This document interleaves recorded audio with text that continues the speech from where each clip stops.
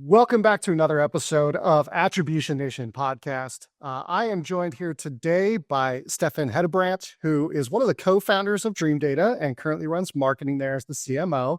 Steffen, it's really good to see you again. It's been a little while. So everybody welcome Steffen from lovely Denmark. Drew, it's great to talk with you again. It's been a while. In fact, we've actually known each other for some time now, and it's so cool to see that we can continue to evolve this attribution industry together. Yeah, likewise. I think it was 2021 when I came out to Copenhagen and visited the Dreamdata office. The COVID days and the dark times of winter, even in Copenhagen, I believe it was. Yeah, it was great.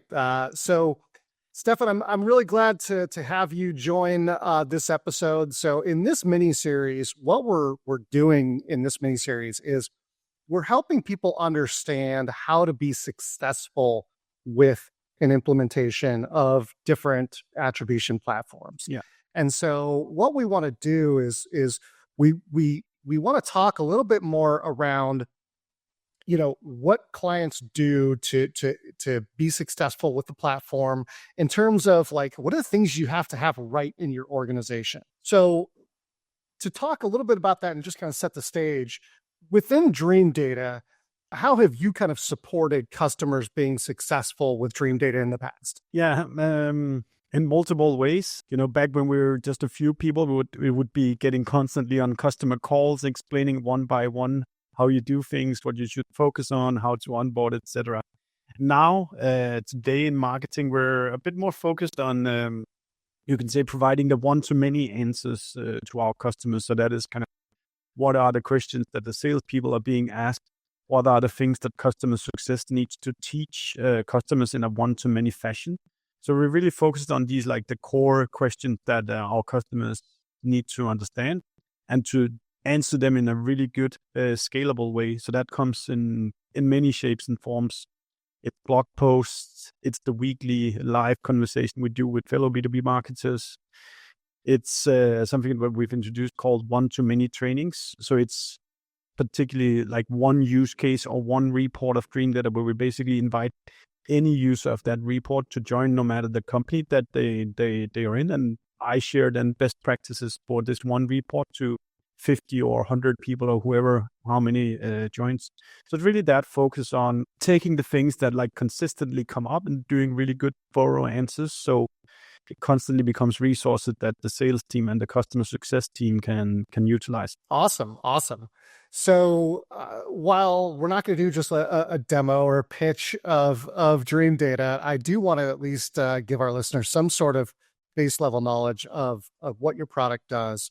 So with that being said, what does Dreamdata do better than your competition? I'm really glad you sent me this question up front, Drew, because it depends on who we're talking about. But I kind of wrote down 3 or 4 things, and given you being the professor of attribution here, then you tell me whether it's true or not. But I think to talk about Dreamdata, what really makes us special is 3 or 4 things, at least when we think about differentiation. I think one of the first things that I think about is our data platform that has really built with that in mind, that first of all, it needs to become a data platform. And we didn't set out to just deliver on one feature, like, for example, attribution, and then everything from there becomes painful because you just did that narrow split of solving one question. We actually built it to become a very scalable, automatic data model for our customers.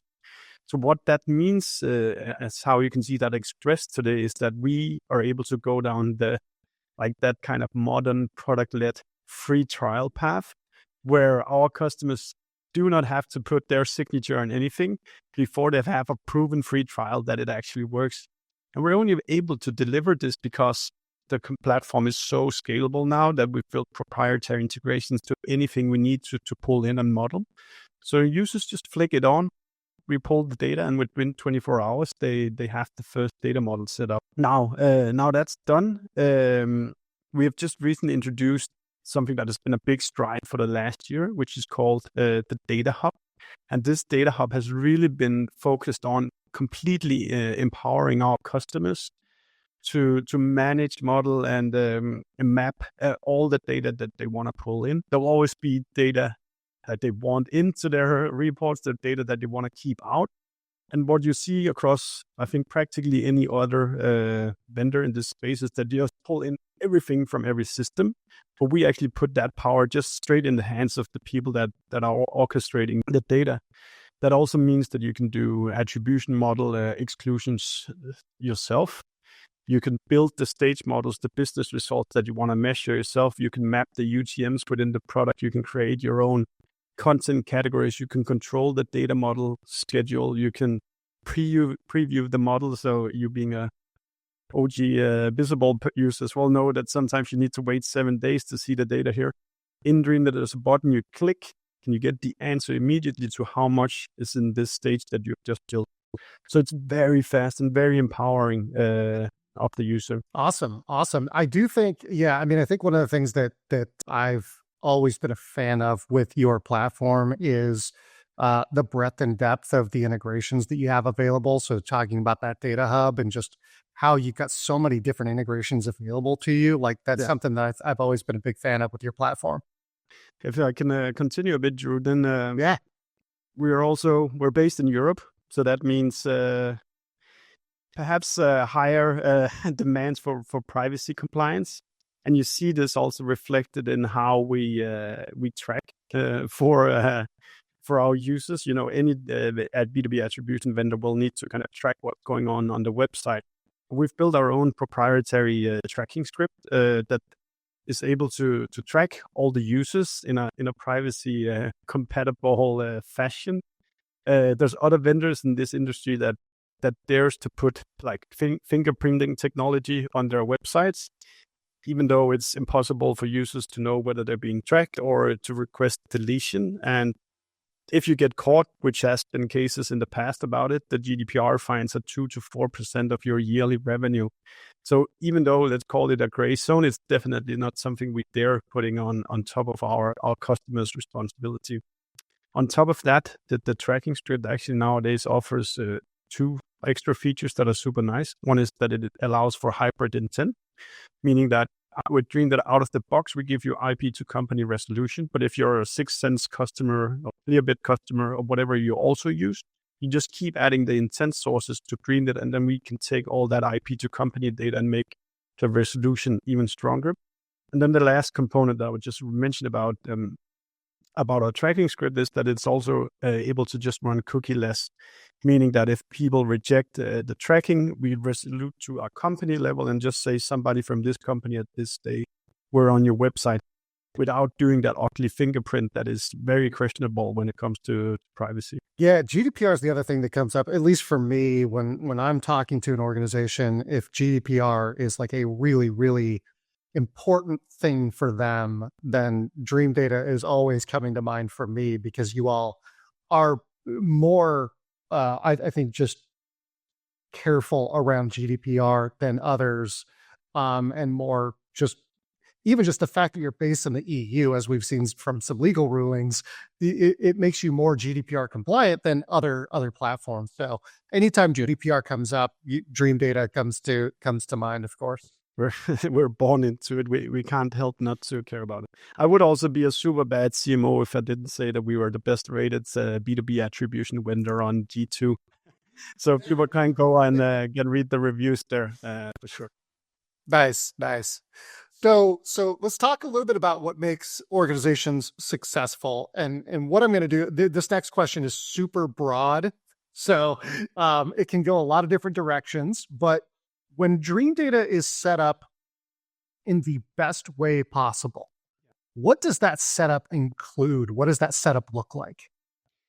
Yeah, actually, I've thought about this in 2 ways, because there's, and you know this more than most, that there's 2 things that you need to succeed. There's the technical setup, and then there's the culture shift that needs to come along with it within the organization that the product is bought to. When we talk about if we take the technical part first, basically the attribution vendor needs access to anything that has a digital reflection about customer journeys, about your go-to-market. And like the main sources here are typically the CRM, the marketing automation platform, the ad platforms, calling software, outreach software, CS software, and ad platforms. That kind of broad scope, that's it. You might also be doing like physical events or webinar, etc. And then you can talk about getting that in there as well. But in general, you need to think about anything you do in your go-to-market. You need to pull it out of whatever silo that it lives within, and then it needs to run into that the attribution data model at best multiple times per day. When that's set up, one thing is that now you actually know what works, and you can focus on scaling the good parts and stopping the bad parts of your go-to-market. But the next step is here kind of also what you're seeing a lot of these next generation attribution platforms focusing on is actually, now that we know what works, we need to intelligently feed that back into other systems. Like one thing being like the ad platforms, where we can help the ad algorithms to buy clicks for you smarter, because we are in B2B, and it's B2B is not about you bought a click and did it arrive at your website. It's about you bought a click and did they buy something 6 or 12 months from now? And that kind of offline conversion, I think LinkedIn calls it their conversion API. This is what you can fill with attribution data as well. The same thing with audiences, because we sit on all the go-to-market data. We know if companies have been on your website, we know if they've been on G2, we know how many LinkedIn ads they've been served. So do we want to make salespeople aware about this, or is it time to increase the ad pressure? Is it time that an email goes out? So it's about activating the data in the right fashion. And then the last component, which I teased before, is really when Dreamdata works well, that's when the organization adopts the product. And that means that it's not just one mad scientist that thinks, hey, it's actually cool to know what works and what doesn't. It means that the marketing team should start to think about, whenever they do something, set up and save a report inside of Dreamdata, where you know that you'll be able to follow this cohort of activity. Now, whether that is a webinar or a piece of content or an ad campaign, that's up to them. But you need to think about, as soon as it launches, are we able to track it? And you also need that learning loop on top of this activity. So you then also need to agree in your team to get together next month, and then you open these reports and you analyze, okay, if we think about like a normal distribution here of our activities, what are the things that we at least have zero proof that it works? And what are the activities that we do where we have very strong proof that it works? And then you want to focus your money and your resources to those parts where you like really can see that it works. So I'd say technical setup, get anything that touches the customer journeys, activate the data, whether that's analysis or putting it into other systems or actions, and then demanding that your company also adjusts to this new information. Ooh, I love the adoption one. That's a big thing. I mean, we see organizations that buy these platforms all the time, and then they just fail to adopt them. And absolutely, it's a challenge. And I think that one of the things that we advocate for, but obviously it's not every organization is going to do this well, but we advocate for organizations to start, once you're on a platform such as Dreamdata, start building that measurement strategy into your campaign planning process. So knowing up front, because you mentioned it, like, well, when we run a webinar, when we launch the webinar, we need to go build the report that's going to report on the webinar, right?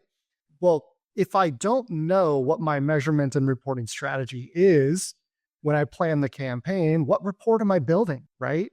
If I don't know who my audience is, what are we measuring and when are we measuring it? If I measure pipeline against a campaign that's targeting net new records into the database, and I'm measuring pipeline 30 days after the campaign launches, I should expect to see nothing.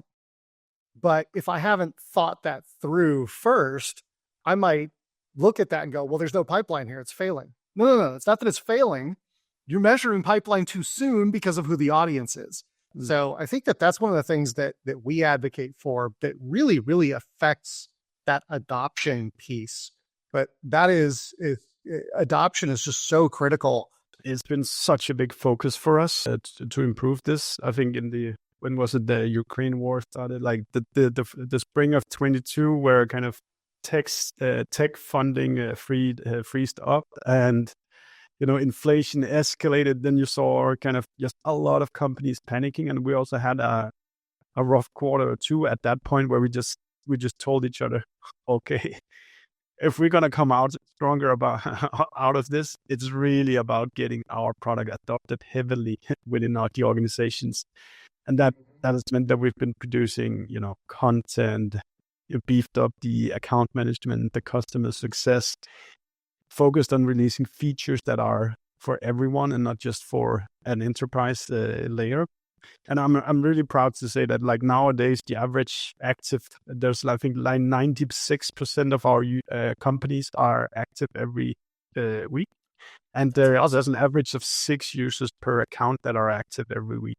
So we've really succeeded in getting a high adoption, but it has also come from a lot of work to actually make that happen. Yeah, no, those numbers are great. I mean, that's fantastic. All right, we're going to move on to the next section here. And this is kind of like our rapid fire questions. Everybody that we're talking to in this mini series is getting the exact same set of questions. And these are in the weeds questions. This is like detailed, granular stuff here. So, Steffen, we know that UTMs are important to being successful with a marketing attribution platform. What are Steffen's UTM best practices? It's 100% UTM every freaking thing that you do in your organization. You cannot have a link anywhere without a UTM in it, because it's that simple. Because the only way that we can improve what we do as marketers, as business people in general, is to understand what we did yesterday, what that impact had on today. And in the digital world, UTMs is what guides you on what worked and what didn't.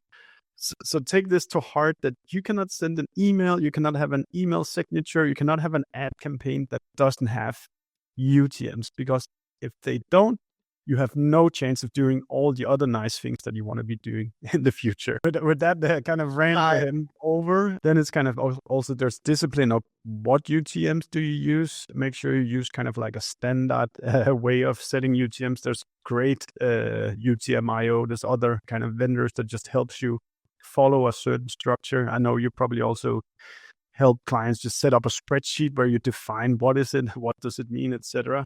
So one, really be extremely strict about UTM everything, and then afterwards follow like a convention that everybody agrees to. Yeah, I couldn't agree more. I think UTM everything, and then that discipline in making sure that you're using things consistently and that you've got some sort of a UTM builder tool, whether that's a spreadsheet or whether that's a more advanced platform like UTM.io, something that helps people be consistent. I always say my number one rule with UTMs is consistency. You can break every other rule as long as you abide by this one rule. You're probably going to be pretty okay. Yeah, and then I would say at least most ad platforms are getting better and better nowadays at allowing for dynamic UTM. So what they actually give you is quite decent, but do pay attention, because it's not everyone is as good as Google to do it. So if you have big ad spend going into kind of let's say less conventional platforms, make sure to check how the UTM setup works there. Absolutely.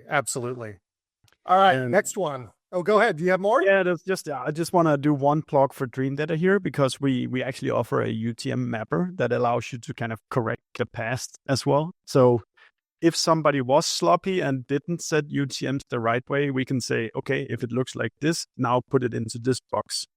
And you have a lot of marketers that are just like busy, and then, I'm guilty of that as well, that it's not always perfect, but this is actually a fun functionality to map UTMs into the right buckets after the fact as well.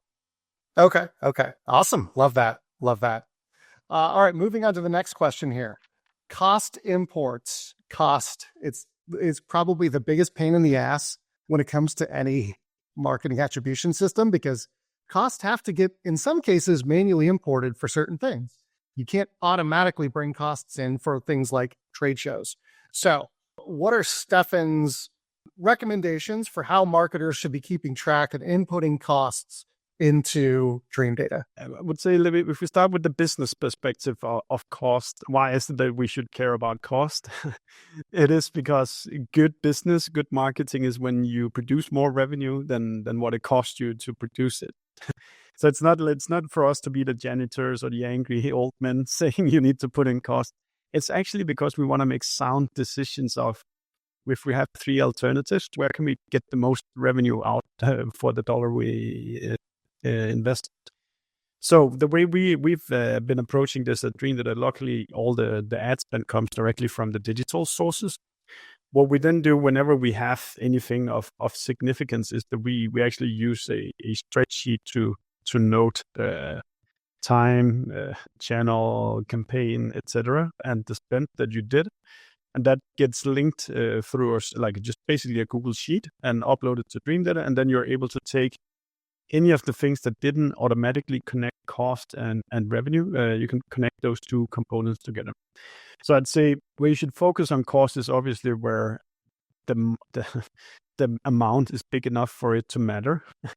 And secondly, you want to have that amount in order to actually make better decisions on where to place the next jet. Got it. So do you recommend, what tends to work best for Dreamdata customers? Do you recommend that organizations input the spend as they're spending it? Do you think like monthly? Do you think quarterly? What's like the sweet spot for Dreamdata customers? Yeah, I'm trying to think what would be the most regular use case. I mean, the spend, if you put it in one day, the next day it's in the data model. So it's a little bit also relying on when do you have time to do it? When do you need to do the analysis? It's super straightforward that it just type in these things to a Google Sheet, and it next time the data model runs, then it's in there. So it's very simple. Obviously, I think all of us can kind of forget stuff, and you get busy and then you don't get it done, and that's equally a mistake. So whether that's a monthly or a quarterly thing, then do have a structure. Maybe just put up a monthly calendar slot to make sure that all the offline costs get put into the model. Yeah, we typically recommend monthly, but every platform's different, and so it might be for Dreamdata it might be a little bit easier to do it more frequently than monthly, but we typically recommend monthly. So next one. So Steffen, I know that Dreamdata can ingest data from Salesforce campaigns and use that in the attribution model. So tell us a little bit about how Dreamdata does that, and then we'll talk a little bit about Steffen's best practices for campaigns as it relates to Dreamdata. Yeah, so I would say first of all, Salesforce campaigns and the equal parts in the other CRM systems are crucial parts of understanding what goes on. Whether it's a steak dinner, it's a shipping of a gift, or it's attendance at a webinar. It's possible to log all these kind of offline activities using the Salesforce campaigns and other things like it. So it's a crucial part of understanding B2B customer journeys, because if you don't give all these activities a digital reflection, we as attribution vendors are not actually able to plot them into the B2B customer journeys of your customers. Now, the way that we have empowered our users at Dreamdata to handle this is that we've actually built what we call an event builder within our data hub, where you're actually able to filter every single campaign that you have and decide whether you want it into your model or not. And you can say the steak dinner is field marketing in this city, or it's from this source or this campaign.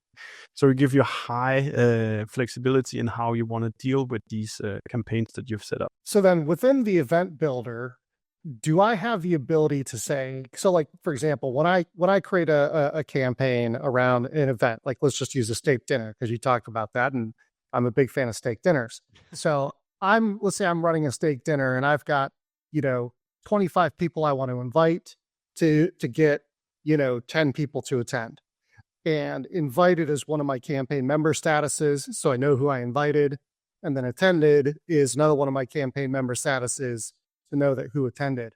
So in the event builder, I'm assuming I can differentiate those member statuses to say, hey, I don't want to factor in invitations into my attribution model, but I do want to factor in only those attendances into my attribution model. Is that Dreamdata can do that, right? Yeah, absolutely. It's just point and click. The same with the like filtering calls, which might also be like a classic attribution challenge. You can, if you know how long the call lasted, if it's a 10-second call, 0 attribution.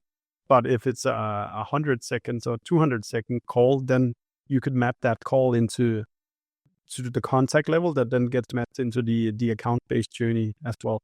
So like it's really complete control of everything that sits in the CRM, and then your ability to map that into your customer journeys. So I think one of the things that's really important to get right then is when we run campaigns, we've got to run them in a consistent manner so that when we create a rules-based system that says, hey, if campaign member status equals invited, skip it. But if campaign member status equals attended, cool, include that in the attribution model. We've got to make sure that we're using campaign member statuses consistent. And like, we're not using 18 different permutations of the word attended, right? Like we got to have a pretty consistent naming convention there, right?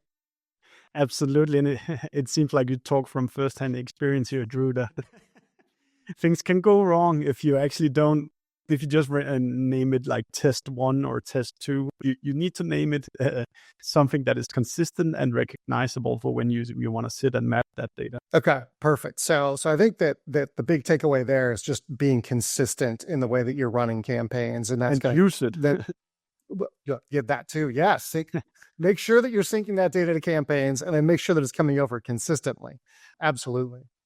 What's if there's one thing that you see that in terms of like the Dreamdata setup, what is the one thing that you see that is like the most critical thing to get right? Or to phrase that another way, what's the most common thing that people that fail with Dreamdata, what's the most common thing that they get wrong? What generally is kind of can be the kind of the thing that takes a bit time in the onboarding is if the organization don't have a unified way to talk about business outcomes, or a unified way, or the marketers don't know how the actual sales funnel look like. So what is a marketing qualified lead? How is that actually expressed in the CRM?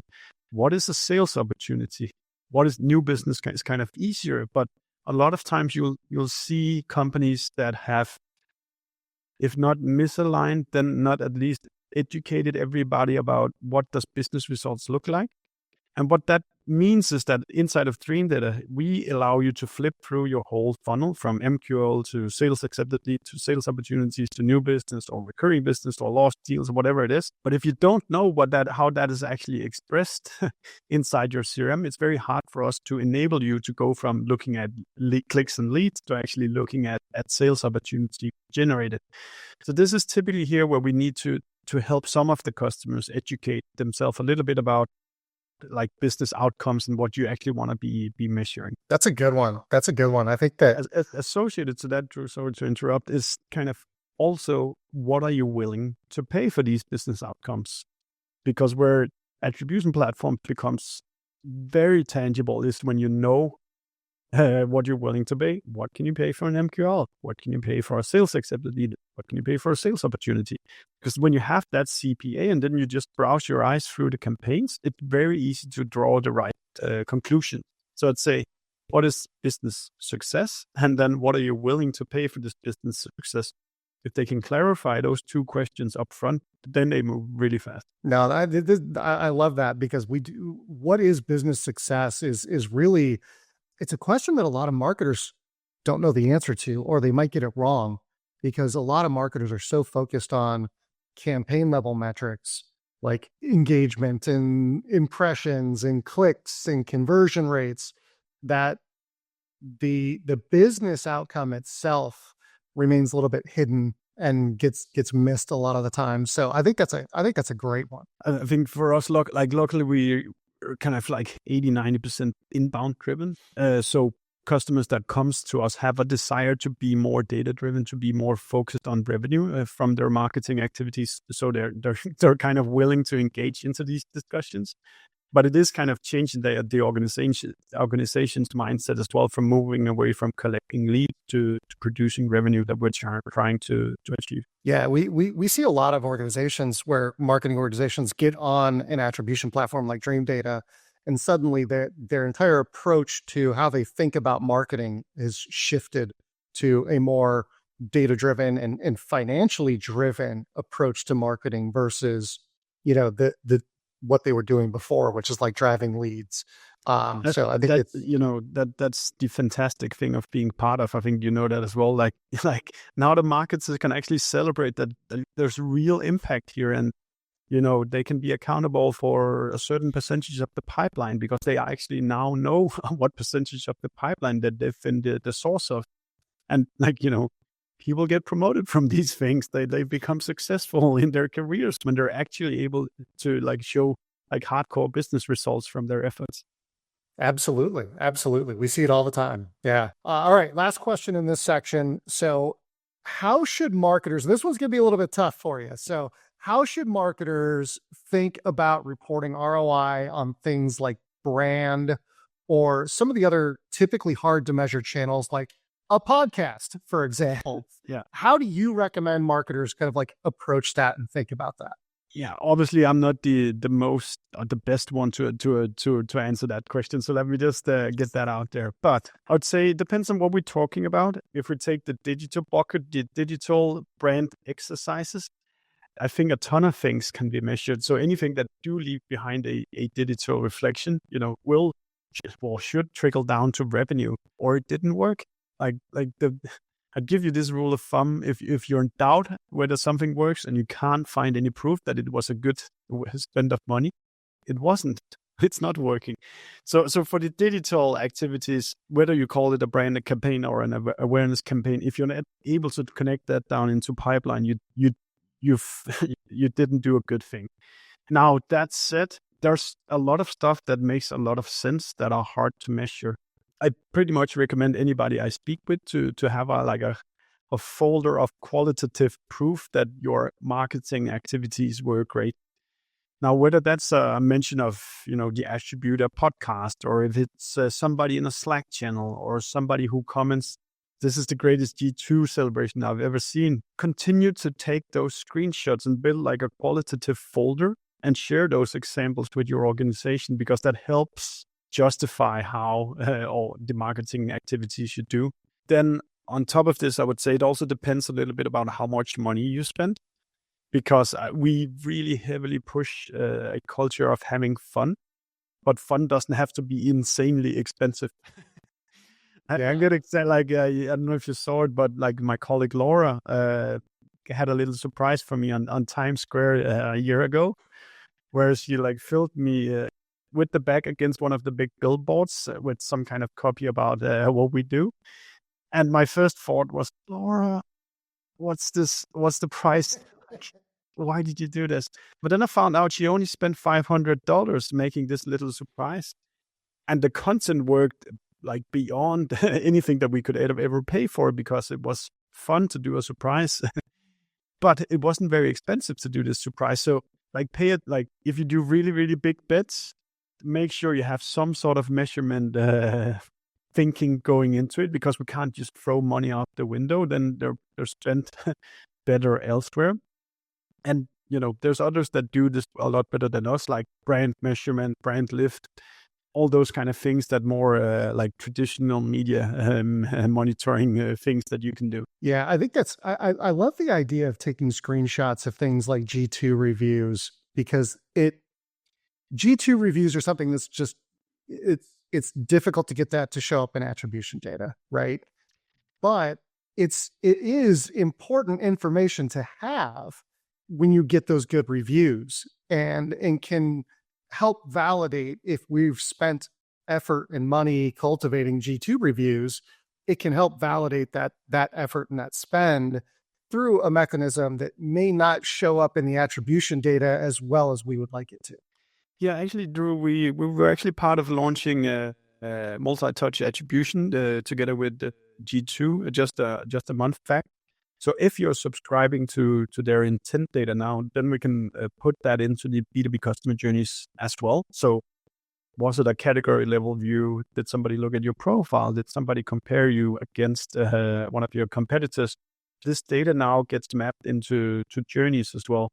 And you'd see that particularly the compare event, people typically buy, I think it was 72 days after that event happening. So this is something you really want to, ads on salespeople, call them. So there is there for this particular activity. And I think the good part here is most vendors are going down the API route nowadays. They're actually trying to make their data available to other vendors. And, by that also enabling vendors like us trying to map customer journeys to do that better. So though there's talk about the dark funnel, which is real, it's actually also getting lighter and lighter because people understand that we cannot be our own island. We need to get our data into other places as well. Yeah. No, I love that feature that you guys turned on recently with G2. I mean, I love that. I think that was really smart. All right. We're going to move into misconceptions. So we've got 2 misconceptions that, Steffen, I'd like for you to potentially help us address here. So number 1, a lot of organizations are apprehensive about moving on to attribution because they don't think their data is perfect. Do you need perfect data to get onto a marketing attribution platform? Yeah, I think you know the answer, Drew. Absolutely not. I think it's more about committing to a process of constantly wanting to get better. There's a lot of vendors we're dealing with it every day. We have hundreds and thousands of customers where we take all this go-to-market data and automatically sort it and clean it up. So no, the data doesn't have to be perfect. What we can do for you is we can help spot if something is completely missing or there's a really bad behavior on something and tell you, oh, you probably want to do this a bit different. So absolutely no need for perfect data. But I would say that's probably also where it can go wrong sometimes if people are looking for perfections, if they're optimizing like single digit things where like HubSpot says 10, but you say 11 or whatever it is. Attribution, multi-touch attribution shouldn't be about like these like tiny inches. It's about looking at the big picture. Where can we deterministically say, this sucks? And where can we say, we're making money when we do these things? And then focus on like shifting from between those 2 outliers. That's where you really gain value from attribution. Yeah, I think that focus on 1s and 2s is so debilitating for organizations that try to do that because you're focused on the wrong things. You're spending too much time worrying about something that in the grand scheme of things doesn't matter. Because when you take a big data approach to multi-touch attribution, which is what it is, it's a large statistical model, 1s and 2s are irrelevant because you're talking about thousands and thousands of touch points. So why do 1s and 2s matter? They just don't. So I think that's a great takeaway for listeners of this podcast is single digit numbers and discrepancies in the data don't matter. Just skip it. It's not going to, it's not going to change the way you evaluate the data. It's just not. All right. The second misconception, how big of a team is needed to manage Dreamdata? Basically, you don't need a team to manage Dreamdata. I think you need a manage to kind of do the cultural shift. Everything runs completely automatic. And as I've said several times today, there's a data hub where you can like point and click and fix everything yourself nowadays. So what you need is somebody who drives the cultural implementation that we have this tool now. When we do activities, set up a report that monitors the cohort. Let's have a monthly meeting where we look at revenue attribution. Where did we get our leads from? Where did we get our new customers from? Are there any things that looks repeatable here? Or are there any of our big efforts that are not showing up here? Are we not tracking it, or is it just not working? So it's more I think we're by far the easiest vendor to set up nowadays. But for any vendor, either through customer success or great consultants like yourself, they can get that up and standing for you. The harder part is the cultural shift that you need to make happen in your organization as well. Yeah, I think there's a lot of just organizations that think you need like an army of data scientists to make this work well. And You just don't. You need somebody to oversee the platform and be responsible to make sure that the data is correct. But outside of that, I mean, you don't need an army of analysts or an army of data scientists to manage these platforms. You just don't. Okay, so with everything that you said, what I want to do is I want to take a quick moment to kind of recap some of the things that I took away from this conversation that I think our listeners should take away. So number one, ensure that there's a plan for organizational adoption. If you're going to get onto a multi-touch attribution platform like Dreamdata, you've got to have a plan for adoption.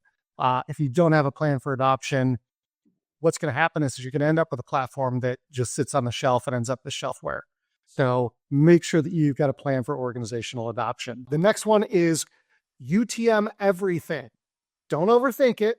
Just if you're placing a link somewhere, just put a damn UTM on it. That's it. And then follow a discipline so that everybody can be consistent. UTM everything and then be consistent in how you do it. When you're running campaigns in Salesforce, they need to be done in a consistent manner. You can't because you're going to create a rules-based system that says ignore invited, but add attended to the attribution model. So in order to have a rules-based system, you have to follow a consistent formula with the way that you execute campaigns.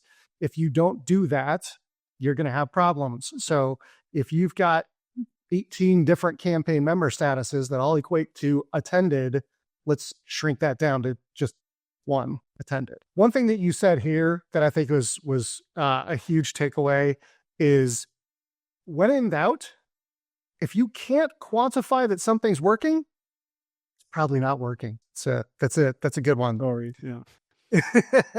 Another one is that in everybody we've talked to in this miniseries has said the same thing. You do not need perfect data to begin with attribution. You just don't. And a lot of times we talked about the single digits thing. Like a lot of times your data is not as bad as you think it is. And if it's off by single digits, you're fine. You're good. And then that last thing is that single digits don't matter. Doesn't change the way you evaluate the data because we're talking about thousands and thousands and thousands of touch points. If 3 touch points out of thousands are missing, it does not change the data in a meaningful way. It just doesn't. So stop worrying about single digit data discrepancies because they don't matter. All right. Well, Steffen, thank you so much for joining the podcast. It was great to see you again. Always great to talk to you, my friend. So really appreciate you joining and sharing your knowledge with me and our listeners. Thank you so much, Drew, and thank you for this wonderful geeky podcast. My pleasure. My pleasure. I love to geek out on this stuff.